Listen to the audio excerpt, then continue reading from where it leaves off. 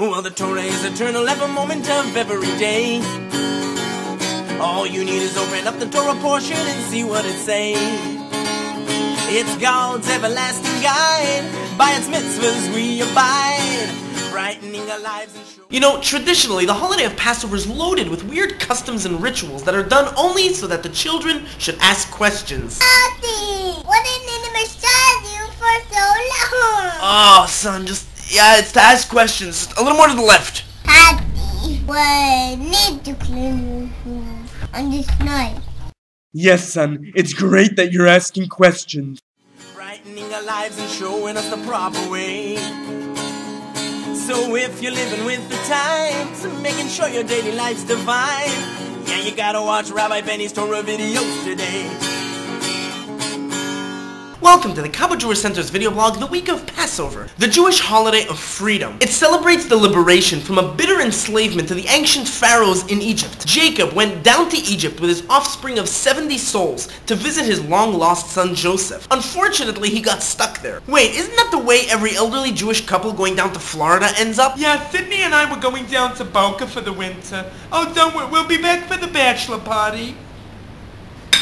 What do you mean I wasn't invited? Eventually, Jacob's grandchildren end up becoming slaves to Pharaoh, suffering terribly under his evil rule. And you know, I told you you should have gone to law school, but you wouldn't listen.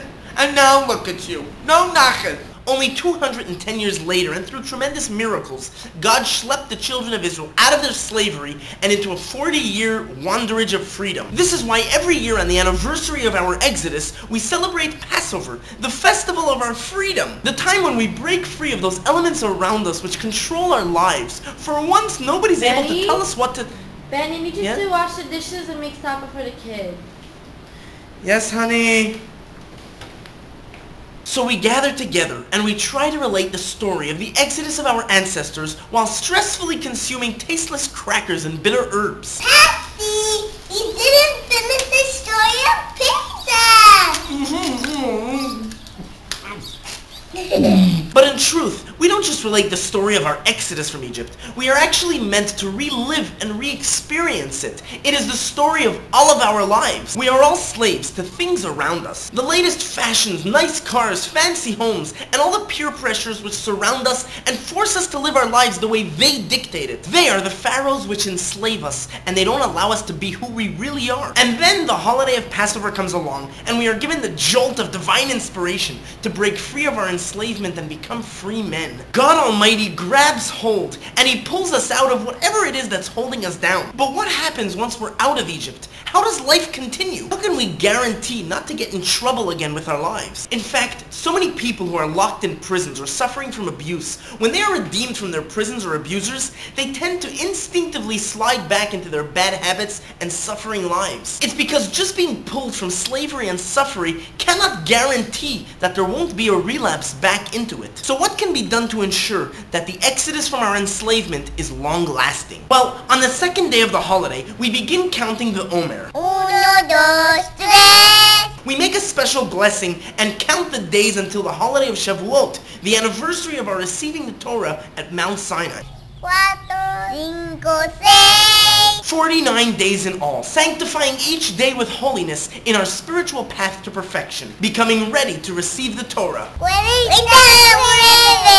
Kabbalah teaches that each day of the Omer is another spiritual level of self-perfection. Each day brings with it a focused path of self-refinement, working through our detailed character traits and perfecting them one at a time, one a day, until after 49 days we have worked on and refined ourselves enough to receive the Torah, removing those physical addictions which enslave us. The message of the counting of the Omer is that after God makes the initial move to pull us out of our slavery,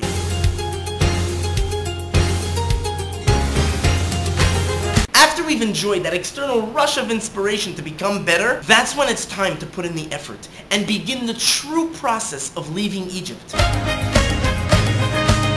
What? If we don't work hard on leaving Egypt, then the freedom cannot be sustained and we will inevitably return to slavery as soon as the inspiration is gone. If, however, we are to work on ourselves and put in a difficult investment in changing our lives, then we will see long-lasting changes in our behavior and become better people, along with making our surroundings a better place for everyone. Chag Sameach and have a wonderful week. נפשי